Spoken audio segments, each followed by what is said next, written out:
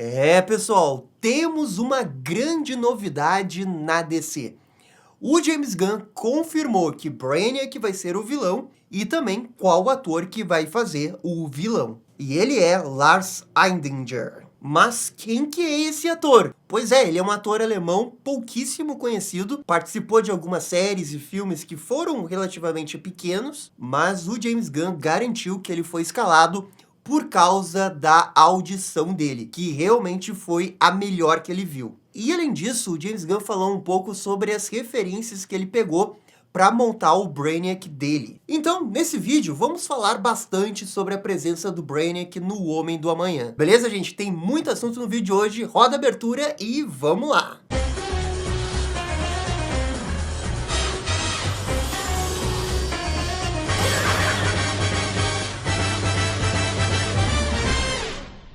Um grande salve aqui para os novos membros e para os membros que renovaram: B2 Detona, Kira Murakami, Marcelo Veloso, Lucas Nunes e Western Nex. Muito obrigado, galera. Lembrando que no final do ano a gente vai ter uma live especial para sortear 3 brindes. Para participar desse sorteio, você só precisa ser membro ativo do canal no final do mês. Beleza, agora vamos falar aí sobre a grande notícia de final de ano da DC. O ator que vai fazer o Brainiac em Homem do Amanhã está escalado. Como eu disse, ele é o ator alemão Lars Eidinger. Se você entrar na página do IMDb dele, você vai ver que ele não tem, assim, grandes séries, grandes filmes.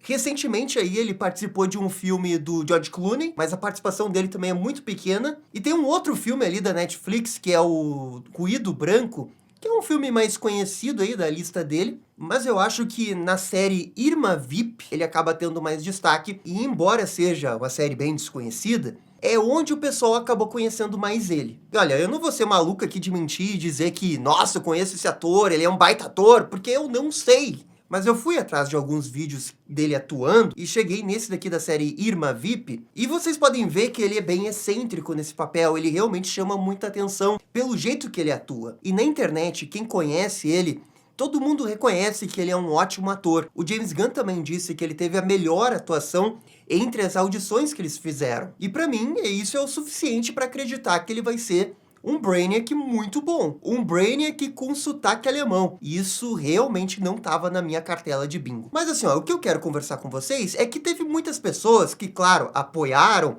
o casting, né, acharam legal, mas também teve outras pessoas que falaram que, por ser um ator muito desconhecido, isso diminui o prestígio do filme. Ah, escolheram um qualquer aí, um Who qualquer pra fazer o Brainiac. É o Brainiac, daí é um ator muito pequeno. Como se isso desvalorizasse a produção do Superman Homem do Amanhã. Mas olha, eu discordo disso. Se a gente olhar, um dos melhores vilões do MCU, o Loki, Tom Hiddleston, foi o papel do Loki que mudou a vida dele. Antes dele ser Loki, ele só tinha feito 2 filmes para o cinema. Ele tinha várias séries de televisão e filmes para televisão. Mas filmes, ele só tinha 2. Ele não era uma super, hiper, mega estrela também. E olha o que ele se tornou depois do MCU. Olha o Loki que ele foi. Então, eu acho que não dá pra jogar hate nesse casting só porque ele é um ator desconhecido que a gente nunca ouviu falar. Isso acontece bastante em Hollywood. Pegar um ator que não é tão conhecido e ele explodir logo depois. Imagina se na época do casting do Tobey Maguire para ser o Homem-Aranha tivesse redes sociais como a gente tem hoje. Caraca, iam jogar hate no Tobey. E o Tobey foi excelente, velho. Por isso que eu não compartilho esse hate aí com um coitado do ator que foi escolhido para ser o Brainiac. Se ele fez a melhor audição, por que você não vai escolher ele, sabe? Eu vi aqui os vídeos dele atuando e ele pode fazer um Brainiac bem maluco, cara. 50% do Brainiac vem muito do visual também. Dependendo da pegada de James Gunn, pode ficar muito bom. Na boa, gente, não dá pra entrar nessa paranoia de ficar jogando hate porque o cara é desconhecido. Ah, mas isso pode prejudicar a bilheteria, eles não têm dinheiro pra contratar gente grande. Eu entendo esse pensamento de que tem que ter ator grande para atrair a galera, para chamar a atenção. Isso acontece em alguns filmes de Hollywood. É só que nesse caso, a gente tá falando de um filme do Superman. O filme do Superman já é o Superman.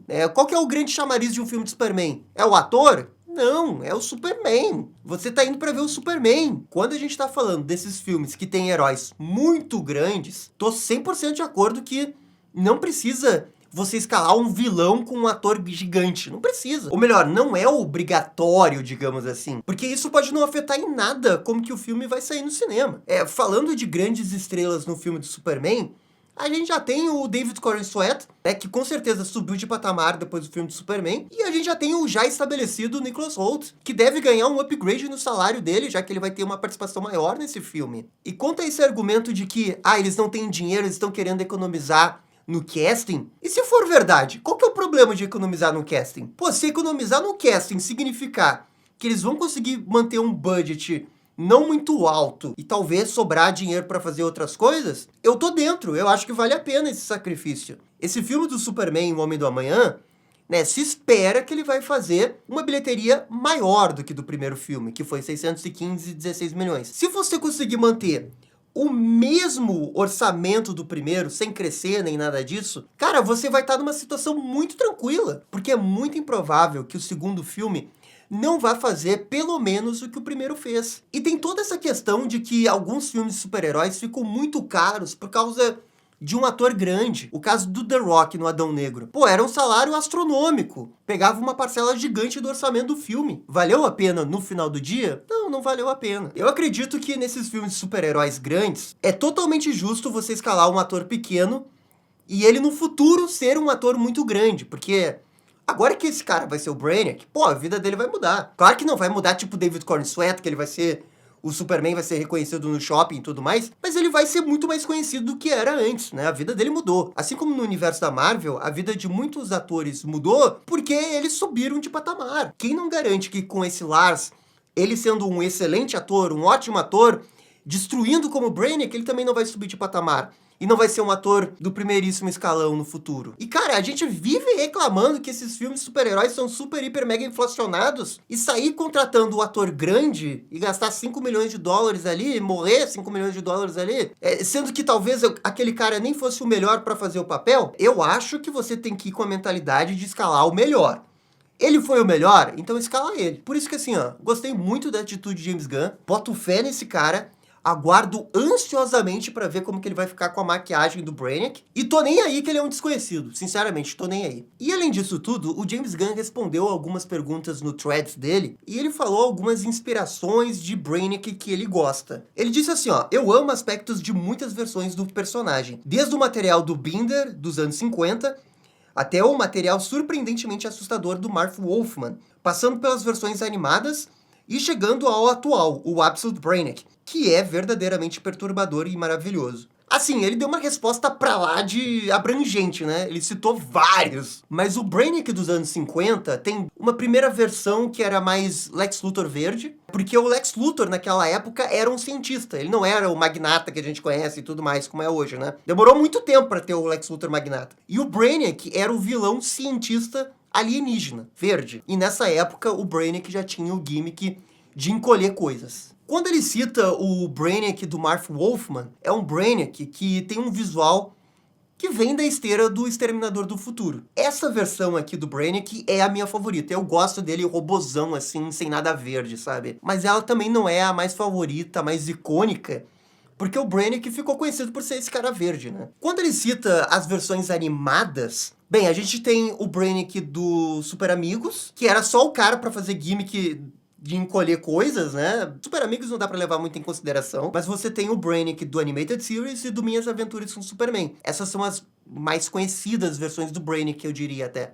O do Superman Animated Series é completamente diferente das HQs, né? Ele tem essa origem vinculada a Krypton, ele é uma inteligência artificial de Krypton, que depois ele sai do planeta, cria o seu próprio corpo e vai vagando pelo espaço, digitalizando, né, planetas. O visual desse Brainiac eu também acho legal. Eu acho que pra mim seria uma ótima inspiração pro filme do Homem do Amanhã, um Brainiac nessa pegada aí. No roteiro dos sonhos que a gente fez aqui do Homem do Amanhã, a gente levou muito em consideração essa origem do Brainiac em Krypton, e não a origem de Colu, que é a outra grande origem que ele tem, que é a principal nos quadrinhos. E o Absolute Brainiac, que aparece nas HQs do Superman Absoluto, ele é realmente assustador. Ele tem esse visual bem mais interessante, bem mais diferente. Até lembra um pouco o visual do Brainiac que teve bem no início dos 952, mas ele puxa mais para um negócio assustador. Boa resposta do James Gunn, porque deu pra ver que ele conhece bem o Brainiac, conhece todas essas fases do Brainiac. É curioso que ele não citou a versão do Geoff Johns, né, daquela HQ do Superman Brainiac, que na minha cabeça até então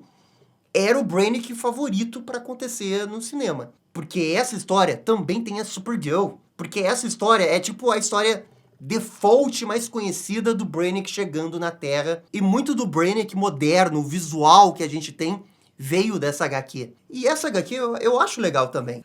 Na HQ também tem a revelação que os pais da Kara estão vivos, né, miniaturizados pelo Brainiac, o que iria se encaixar com uma luva no DCU, já que a gente vai ter o filme da Supergirl.